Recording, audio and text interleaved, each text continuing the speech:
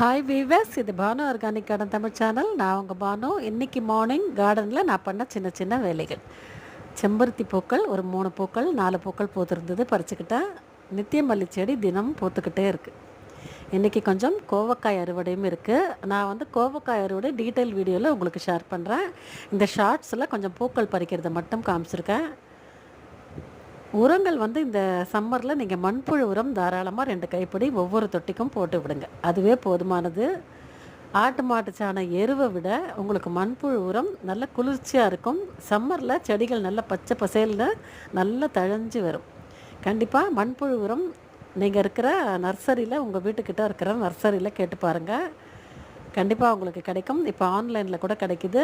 அந்த மண்புழு உரம் மட்டும்தாங்க செடிகளோட வளர்ச்சியை இன்ஸ்டண்ட்டாக தூண்டும். அதனால் ட்ரை பண்ணி பாருங்கள். இன்றைக்கி பாருங்கள், நிறைய பூக்கள் பறிச்சிருக்கேன். தேங்க்ஸ் ஃபார் வாட்சிங்.